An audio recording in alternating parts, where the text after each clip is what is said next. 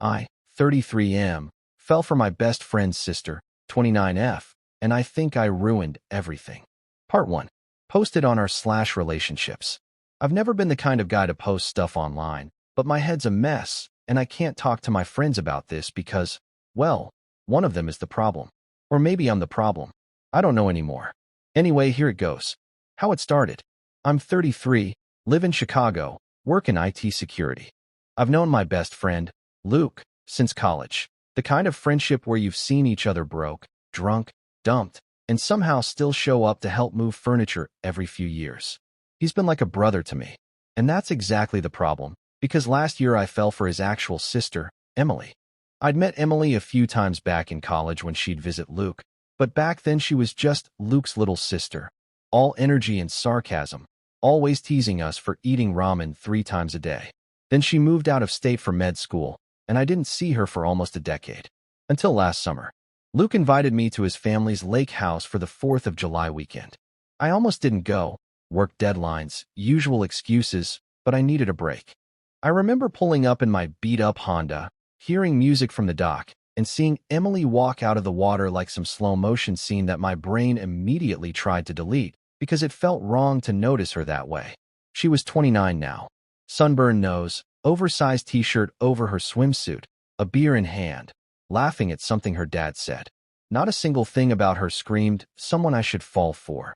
But that's exactly what happened. The connection. That first night, after everyone went to bed, she and I ended up sitting by the fire pit, talking about everything and nothing.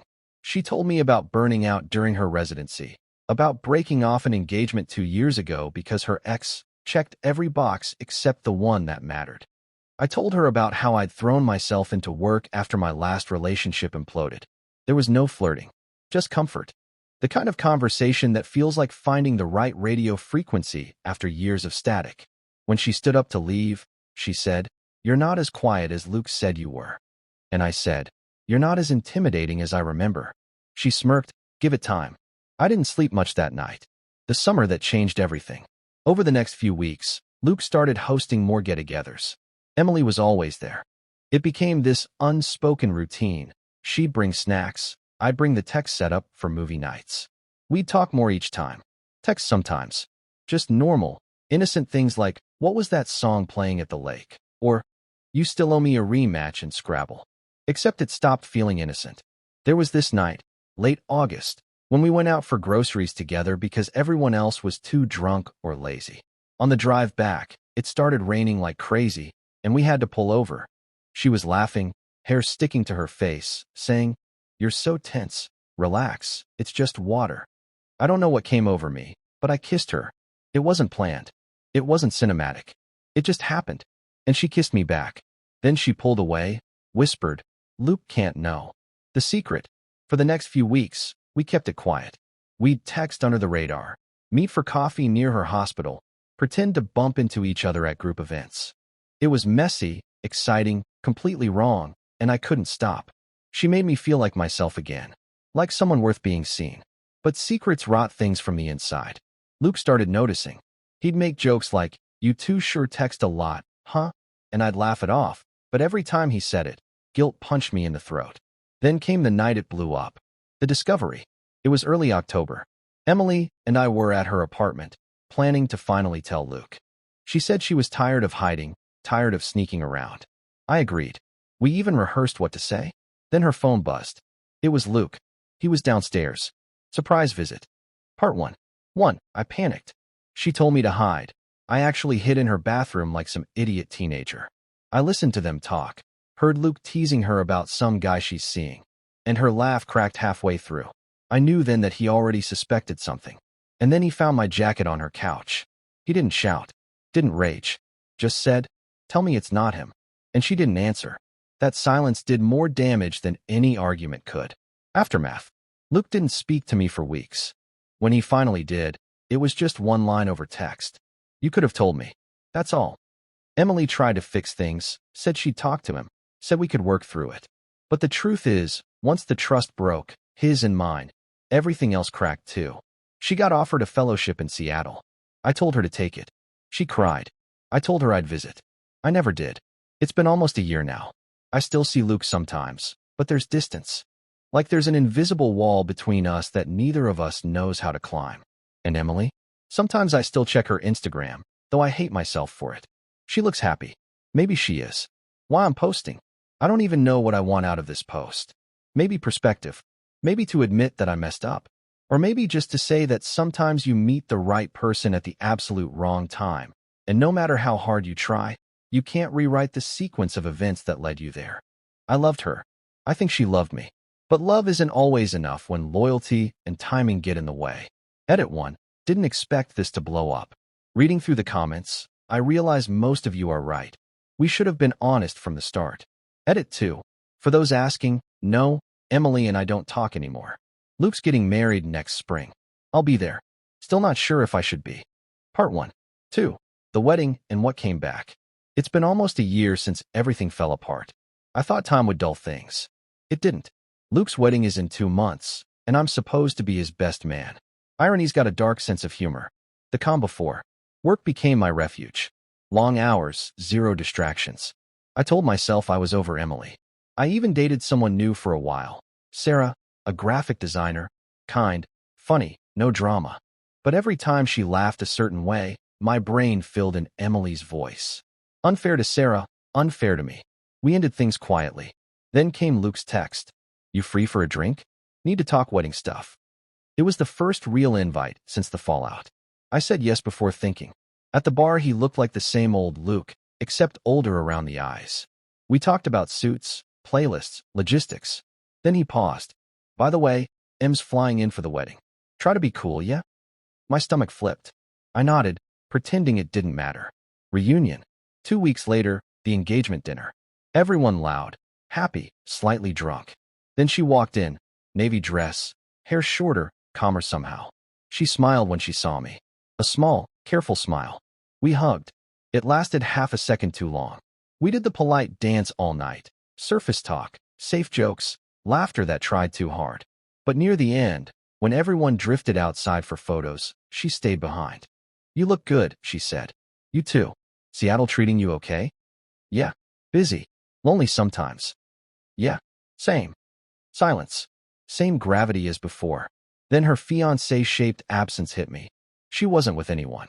My mind started writing stories again. She looked like she wanted to say something else, but Luke called from outside, and just like that, she was gone. The rehearsal. Next night, smaller group. Wine flowing, nerves high. Emily and I ended up assigned to pair together for the rehearsal lineup. Luke probably thought it'd be fine, mature adults and all that. It wasn't fine. When the coordinator told us to hold hands and walk slow, something electric went through my arm. She felt it too. I could tell by the quick inhale.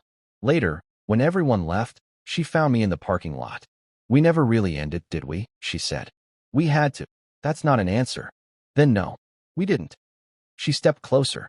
I should have stepped back. Instead, I said her name like a confession. We kissed again. Year apart. Same spark, same guilt. Then she whispered, we can't do this to him again, and drove away. The wedding day. I barely slept. Morning came heavy and bright. Luke was beaming, the kind of happy you don't want to stain with old ghosts. During the ceremony, Emily stood across from me, maid of honor, eyes glassy. When the vows started, she smiled at her brother, then at me, small, almost invisible. Like forgiveness. After the reception began, we kept our distance. Until the end. The DJ was packing up, the newlyweds had left, and she found me outside by the lake. Same place it all started. I'm moving back next month, she said. To Chicago? Yeah. Different hospital. Maybe we can talk. As friends? Friends, I repeated. Sure. She laughed softly. You never were a good liar. She left again, but this time, I didn't feel the same collapse.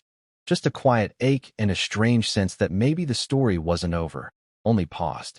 Edit 3. Wedding went fine. Luke's happy. Emily and I. Complicated, but not toxic anymore. I'm trying to learn that not every unresolved story needs a sequel. Still, part of me hopes for one. Part 1. 3. When she came back. Emily moved back to Chicago in March. I found out from a mutual friend before she told me herself. She texted the day after she arrived. Hey, I'm back. Don't worry. Not looking to stir anything. Just thought you should know. I stared at that message for 10 minutes before replying. Welcome home. That was it. New beginnings. For a while, nothing happened. I went to work, gym, same routine. Then one evening, I ran into her at a coffee shop near my office. Purely coincidence. She was reading lab notes, wearing hospital scrubs, hair pulled back, circles under her eyes. She looked tired but alive.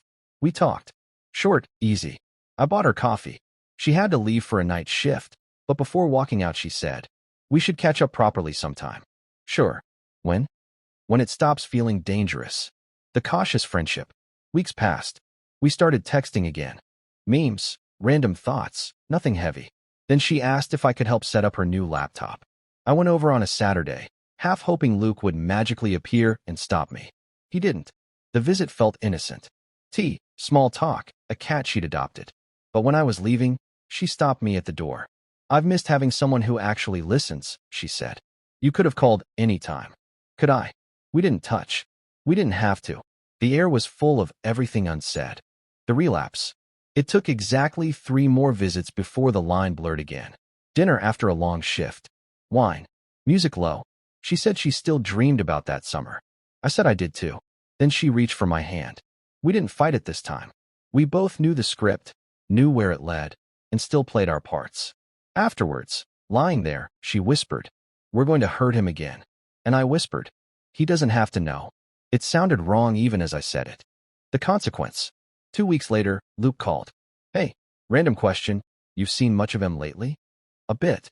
"She moved back, right?" "Yeah. She's been weird. Quiet. Thought maybe she told you what's up." I lied. Said she was just tired from work. That lie burned hotter than the guilt. That night, I told Emily we had to stop. For real this time. She didn't argue. Just nodded, eyes wet. "You always end things before I do," she said. "Because I know how it ends." She walked me to the door, pressed her forehead to mine, and whispered, "Maybe next lifetime." After, I deleted her number. Didn't block her. That would have made it final. Every few days I caught myself scrolling through old texts, forcing myself to stop. Luke never found out. Or maybe he did and chose silence. We still talk, still hang out, but something in me flinches every time he mentions her name. Edit 4. It's been 3 months. Haven't spoken to Emily. She transferred hospitals again, same city, different district. Sometimes I drive past her old place by accident, or maybe not by accident. Still figuring that out. Part 1. 4. The truth that wouldn't stay buried. It had been 6 months since I'd last seen Emily. Life finally started feeling manageable. I wasn't happy, but at least I wasn't raw anymore. Until the night, everything resurfaced. The chance meeting. I was grocery shopping after work, brain on autopilot, when I heard someone say my name. Matt. It was her. Same aisle, different universe. She looked older, tired in a new way. No makeup, scrubs again, hair tucked under a beanie. She smiled like she didn't know whether she was allowed to. We talked. Awkward at first. Then it softened. She'd switched hospitals again, working trauma nights. I told her I was consulting for a cybersecurity firm downtown. Still the overthinker, she teased. Still the insomniac. Touché. Before leaving, she asked if we could grab coffee sometime. I said maybe. That, maybe, was the crack the past needed to crawl through. The unraveling. We met for coffee the next week. Neutral ground, broad daylight. Talked about work, life, burnout. It felt safe. Then it didn't. By the third coffee, she told me she'd started therapy. That she'd finally told her therapist about me. About us. She said I need closure. Emily said, "I think that's what I've been trying to get from you." And what would closure look like? Honesty. All of it. With Luke, too. That last part froze me. Emily, if I tell him everything, I lose him. You already lost part of him. We both did. The confession. A week later, I couldn't stop thinking about it. The guilt, the lies, the half-truths that had been running my life. So I called Luke. Asked to meet. We met at the same bar where we'd first talked about his wedding. I ordered whiskey. He raised an eyebrow. "You never drink whiskey," he said. "I do tonight." I told him everything. Not all at once. In fragments, like ripping duct tape off 1 inch at a time. The lake house, the secrecy, the relapse after the wedding. He didn't interrupt. Didn't blink. Just stared at his drink. When I finished, the silence stretched so long I thought he might walk out. Finally, he said, "You know what hurts the most?" I already knew. I was just waiting to see if you'd ever tell me. That hit harder than anger would have. So what now? I asked. I don't know, he said. But at least now it's real. Aftermath. I went home expecting to feel destroyed. Instead, I felt something like relief. Small, bitter, but real. 2 days later, Emily texted. He knows. Yeah. Are you okay? Not sure yet. Thank you for not hiding anymore. That was the last message I got from her for a long time. The unexpected. Months passed. Luke didn't cut me off. We weren't what we'd been, but we didn't erase each other either. Then one night, he texted. Met up with them. She told me she's leaving again. Volunteer program abroad. Says she needs distance from everything. That was it. No drama. Just the quiet end of a very long story. Except it didn't feel like an end. More like a door left open in a house no one lived in anymore. Edit 5. Telling the truth didn't fix anything. But it stopped the bleeding. If anyone's reading this thinking silence protects love, it doesn't. It just delays the collapse. Part 1. 5. The letter from nowhere. 3 years passed. Enough time for most people to rebuild. For me, it felt like trying to grow a garden in burned soil. Things grew, but nothing stayed alive for long. Life moving on. I changed jobs. Moved out of the apartment that still smelled like her perfume in summer heat. Bought a place near the lake. Quieter, smaller, intentionally empty. Luke and I kept some kind of friendship. We didn't talk about Emily. We didn't need to. The silence between us became its own language. I even started dating again. Rachel, smart, grounded, nothing like Emily. She worked in marketing, liked plans, disliked chaos. We were together a year. She wanted kids. I hesitated. She said she couldn't build a future with someone still half living in the past. She was right. She left. The letter. It was a Tuesday. Gray cold. A standard mail day. Among bills and junk, one envelope stood out. No return address. Just my name in handwriting I hadn't seen in years. Inside, 2 pages, folded carefully. Asterisk, hi Matt. If you're reading this, I'm probably far away again. I joined an international medical aid group. They post us wherever we're needed. I didn't tell Luke until after I left. Didn't tell you because I didn't know if I should. Asterisk, I'm not writing to reopen old wounds. I just wanted to say I'm okay. I forgave you. I hope you forgave me too. We were young, confused, and honest in the worst possible order. Sometimes I think about that night by the lake and wonder what would have happened if we'd been brave sooner. But maybe this was the only version we could survive. Take care of yourself. E. I read it 5 times. The paper smelled faintly of airport coffee and rain. The reaction. No return address. No email. Nothing to reply to. Just absence, made tangible. That night I sat by the lake outside my new place. Same moonlight, same silence, but different man. For the first time, I didn't want her back. I just wanted peace. It hit me then. Closure isn't something you get from another person. It's what's left after you finally stop asking for answers. A new start. Months later, I volunteered to teach cybersecurity workshops at a community college. One evening, a student asked if heartbreak ever really goes away. I almost said no, but stopped myself. It fades, I told him. And what's left is something you can live with. That was the first time I believed my own words. Edit 6. Got a few DMs asking if I ever wrote her back. I couldn't. There was nowhere to send it. Maybe that's for the best. Some stories don't need epilogues, just quiet acceptance. Part 1. 6. The quiet return to ordinary life. It's strange how life folds itself back into shape after chaos. Not perfectly, more like a wrinkled shirt you stop bothering to iron. It's been almost 5 years since Emily's letter. I still keep it, folded inside a book I never finished reading. Sometimes I take it out, not to reread, just to remind myself that it was real, that she was real. Luke and I are steady again. Not like before. Trust doesn't regrow the same way, but there's peace. We fish sometimes, watch games, talk about work. When Emily comes up, which is rare, we speak in past tense, like mentioning weather from an old season. My days look simple now. Wake up at 6, coffee, train ride downtown. Cybersecurity firm, mid-level management, endless emails, quiet routine. Nights are slower. Reading, cooking, the occasional movie alone. It sounds dull, but dullness is mercy. The new face. Her name's Claire. We met at a cybersecurity conference in Boston. She works for a nonprofit that trains medical NGOs to protect patient data in crisis zones. Strange overlap with my world. She asked smart questions, argued with me about encryption ethics, laughed at my dry jokes.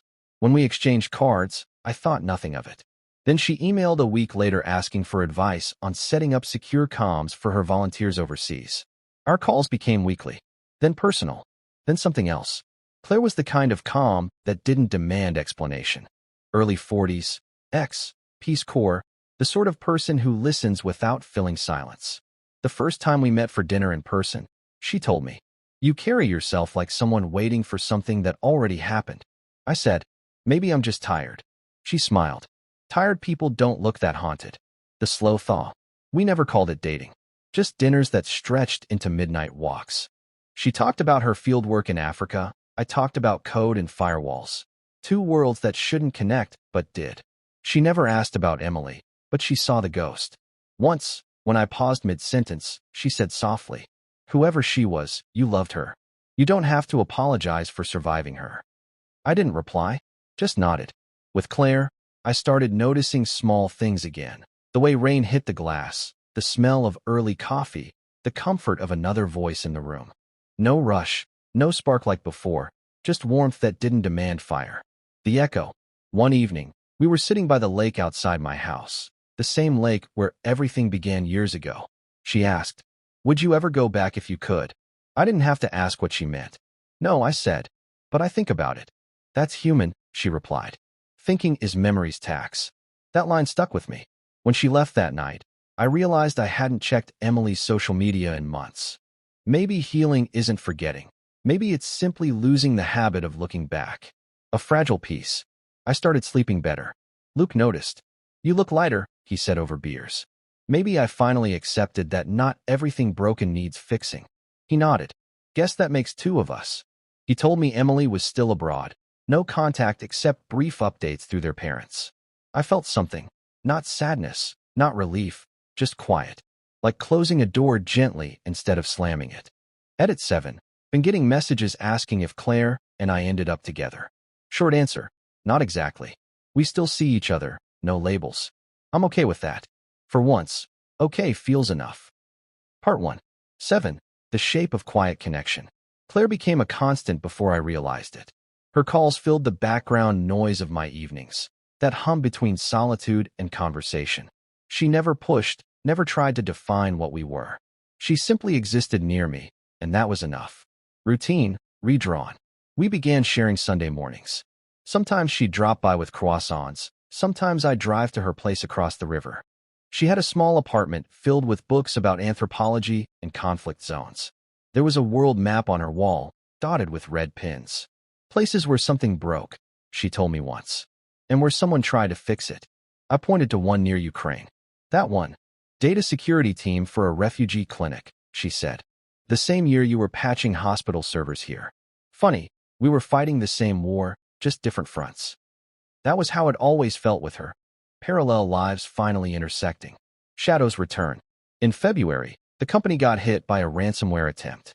3 days of sleepless nights, tracing logs, isolating compromised nodes.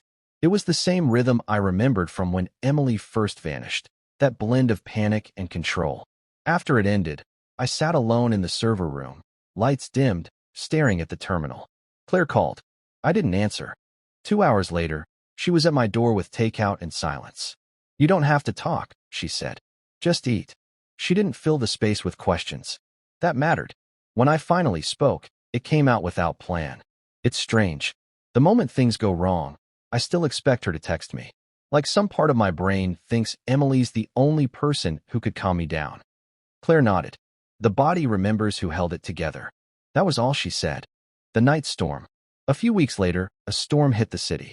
Power went out. Wind screamed like old ghosts. Claire was at my place. We lit candles, sat on the floor, shared whiskey and stories. She told me about the night her team lost connection with a field worker in Sudan. How she kept the radio open for 36 hours, waiting. He survived, she said. But for those 36 hours, I learned what helplessness sounds like.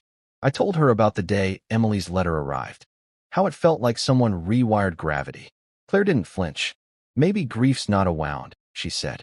Maybe it's scar tissue that keeps us from tearing in the same place again. I remember that line more vividly than anything Emily ever said. The decision. By summer, She was preparing to leave for a new mission, 3 months in Kenya, training clinics. We sat at a diner the night before her flight. She asked, "Will you write?" "Probably not." "Will you wait?" "I don't know." She smiled. "Good. Don't wait. Just live. Waiting is a way of not living." That hit harder than I expected. When she left, I didn't feel the collapse I'd known before. Just a steady ache. That's how I knew she wasn't replacing Emily. She was teaching me how to live without replacement. Relearning silence. The months she was gone, I worked, ran, cooked, slept. No drama. No spirals. Luke noticed again. "You're different," he said. Like the noise finally turned down. Maybe that was it. For years I mistook silence for loneliness. Now it just sounded like peace. I still missed Emily sometimes. Not her. Exactly. Just the version of myself that existed when she was near. But missing became manageable, like background static. One evening, I got a photo from Claire, her team in the field, dusty smiles, sunset behind them. The caption, "Still here. Still trying." I smiled, closed my phone, and for the first time in a decade, didn't feel like replying right away. Reddit update, post style. Edit 8. Life's strange. You think closure is some final, cinematic event, but it's quieter. More like realizing you haven't replayed an old conversation in months. Claire's still overseas. We talk sometimes. No promises. No plans. Emily's somewhere in the world too. I hope she's okay. As for me, I stopped waiting. Part 1. 8. When the world comes back. Claire came back in late October. The first snow fell that same week, soft and hesitant, like it didn't want to stay. She texted first. "Back in town. Coffee sometime." I replied after an hour. "Yeah, same place as before." We met at the diner where she'd told me not to wait. Same corner booth, same flickering neon light, but she looked different. Tan lines fading, hair shorter, eyes sharper. I'd changed too. Maybe steadier, maybe just older. Conversations without edges. She ordered tea. I took black coffee. "How was Kenya?" I asked. She shrugged. "Dusty. Beautiful. Hard. Worth it." Then she smiled. "You look rested." I laughed. That's a first. We talked for hours about field hospitals, corrupted databases, volunteer burnout. Nothing about us. That silence between subjects was its own kind of truth. When she stood to leave, she touched my hand. "You didn't wait," she said. "No," I answered. But I didn't forget either. She nodded. That's balance. Crossroads.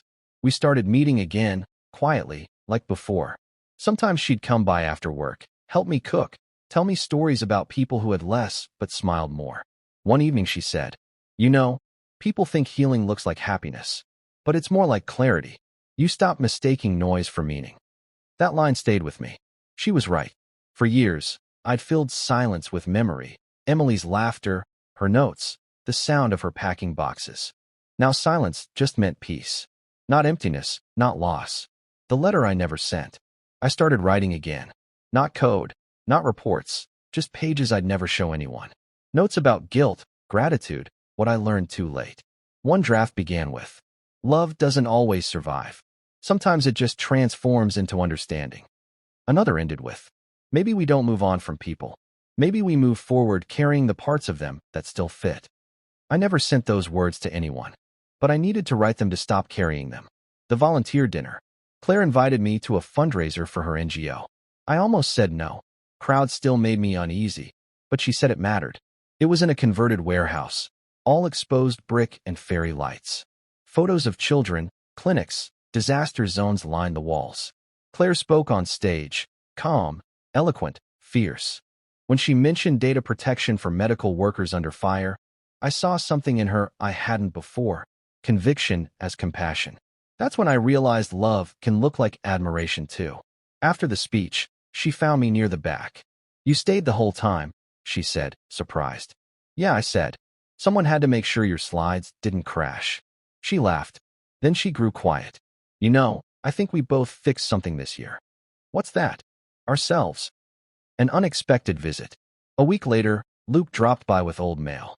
Among it was a postcard, no return address, just a picture of a coastline and a few words. "Still thinking of you. Hope you're okay. E." I stared at it for a long time. Then I placed it inside the same book where her letter lived. Closed it. Claire saw me do it one evening. "You're not going to answer?" "No," I said. "There's nothing left to say." She nodded once. Then that's your closure. Winter clarity. December came quiet. We sat together one night watching snow from the porch. She leaned her head on my shoulder, not asking for anything, not offering promises. I said, "You'll leave again soon, won't you?" She smiled slightly. "Probably. That's who I am." "I know. And you'll stay?" "Probably. That's who I am." We both laughed, soft and tired. Reddit update, narrative style. Edit 9. I used to think love was measured by how much you'd sacrifice to keep someone. Now I think it's measured by how much peace you can feel letting them be who they are. Emily taught me what connection feels like. Claire taught me what acceptance means. I don't know if that's happiness, but it's enough. Part 1. 9. The test of quiet. The city felt different that spring, not louder, just sharper around the edges. I'd begun walking home from work instead of taking the train. The rhythm of foot traffic and sirens replaced the noise inside my head. Routine had become its own therapy. The unexpected sight. It happened on a Thursday. I was cutting through a bookstore on my way to the station, the same one where Emily and I used to spend weekends pretending we'd read everything we touched. And then I saw her. She was standing by the philosophy shelf, hair shorter, posture straighter, older somehow, but still her. She turned, saw me, froze. Time didn't slow. It just stayed steady. I realized I wasn't panicking. My hands didn't shake. My chest didn't tighten. She smiled first. Hey. That was all. A short conversation. We moved outside, stood near the coffee cart. "How have you been?" she asked. "Better than I expected," I said. "You?" "Good. Different life. Still learning how to keep it simple." She mentioned working with a design firm abroad, something to do with remote healthcare systems. Almost poetic, considering everything. Then she looked down, almost shy. "I wanted to write more. I didn't know if you'd want that." "I got the postcard," I said. "Oh, thank you for sending it. It helped." She nodded. "I'm glad." There was nothing else to say. No confession, no apology. Just two people meeting in the middle of what used to be. The moment of proof. When she walked away, I didn't look back. It wasn't defiance, it was peace. For the first time, my memory didn't try to rewrite itself. I didn't wonder what if. I just let the moment exist and pass. That night, Claire called from the field, static, laughter in the background. "Bad signal," she said. "Still clear enough?" I replied. She laughed. "You sound lighter." I ran into someone from the past. "Did it hurt?" "No," I said. "It just happened." Perspective shift. The next weekend, I walked to the lake, the same one from years ago. The water was still. The bench was the same. But I wasn't. I thought about how every major moment of my life had started or ended here. Meeting Emily, losing her, meeting Claire. The lake had become a mirror, showing versions of myself that had outgrown each other. For the first time, I felt gratitude without nostalgia. That's rare. Luke's observation. A week later, Luke and I met for lunch. He said, "You seem resolved." "I think I am." He grinned. Finally stopped looking backward. "Not stopped," I said. "Just learned to look without wanting to go there." He raised his glass. To that. The phone call. One night, Claire called again, this time later than usual. "Field office is shutting down," she said. "Funding cuts. Might be back for a while." "That's good." "Is it?" she asked. "Only if you want it to be." She paused. "You never tell me what to do." "I learned the hard way that love's not control," I said. She was silent for a moment, then, "I'll see you soon." A quiet ending inside the beginning. I hung up, sat on the porch, watched the city lights ripple across the lake. It hit me that my story didn't end with a reunion or a new romance. It ended with the ability to exist in stillness without feeling empty. Emily's ghost no longer haunted. Claire's presence no longer filled a void. Both simply belonged to the same narrative, one that finally made sense without forcing meaning. Reddit update, post style. Edit 10, saw her again. No drama, no tears. Just proof that time actually works if you let it. People keep asking how to move on. Maybe the truth is you don't move on. You just outgrow the version of yourself that can't live without the past. If you're there now, hold steady. Peace comes slower than heartbreak, but it stays longer. Part 1. 10. Learning to give back. After the bookstore, everything slowed in a good way. For the first time, I started thinking about where all the years had gone, how much energy I had spent trying to fix what no longer existed. Claire's voice on those late calls lingered in my head. "Don't wait. Just live." So I started living. The invitation. When Claire returned from the field, she asked if I'd help her nonprofit part-time, basic IT support, data training for new volunteers. It's not glamorous, she warned, but it matters. I agreed before thinking too hard about it. The first session was held in an old community center downtown. Folding tables, humming laptops, overworked coffee machines. I stood in front of 20 people who wanted to learn how to keep patient records safe in disaster zones. I talked about encryption, backups, data trails. But halfway through, I realized I wasn't really talking about code. I was talking about people. How to protect what's fragile. How to keep something alive when the world's chaos keeps trying to erase it. Afterward, one of the volunteers, a young nurse named Jessica, said, "You make tech sound like empathy." I didn't know what to say. Maybe she was right. The shift. Weeks passed. The project grew. Claire handled logistics. I handled systems. We saw each other most days, sometimes working late, sometimes just sitting in silence afterward with takeout boxes and jazz on the radio. She seemed different too, more grounded, less restless. One night she said, "You ever think maybe healing isn't about getting back what you lost, but about finally using what it taught you?" I said, "That's exactly what it feels like." We looked at each other, both knowing we'd come full circle without saying it out loud. The moral weight. One morning we received an alert. A partner clinic overseas had been hacked. Private medical data exposed. It wasn't our fault directly, but our software was part of their chain. I felt the old panic returning. We spent 3 nights tracing every access log, patching, rewriting scripts. At some point, Claire touched my shoulder and said quietly, "You're doing it again, carrying all of it yourself." I stopped typing. If I don't, someone gets hurt. Or maybe if you do, you get hurt again. Her words landed hard. She was right. I was reliving the same loop, trying to save everyone so I wouldn't have to face the one person I couldn't. Resolution in work. We fixed it. No breach spread. No lives were endangered. The team applauded. I didn't feel triumph, just calm responsibility. Later that night, I walked home alone, snow crunching underfoot. I realized something simple. This time, when crisis hit, I didn't collapse. I just solved it. That was progress. Quiet, invisible, but real. The volunteer dinner again. Claire organized another fundraiser. This time, she made me speak. I stood on stage, lights blinding, crowd waiting, heart steady. "I used to think data was just numbers," I said. "But every record we protect belongs to someone who might be scared, alone, or forgotten. And maybe the point isn't to stop loss. Maybe it's to make sure loss doesn't erase their story." Applause. Long, steady. Claire was near the back, smiling. Not pride, not romance, just understanding. The conversation after. Outside, she said, "You sounded like you believed it." "I do." "Then keep doing it." "I will." She paused. "You know, I never asked what you're looking for now." "Nothing," I said. "I stopped looking. Things just arrive when they should." She smiled. "That's growth." Reddit update, post style. Edit 11. Volunteering with Claire's team now. Strange how teaching people about safety became its own kind of therapy. Someone asked if we're together. The answer's complicated. Maybe we are, maybe we just exist in the same piece. Either way, it works.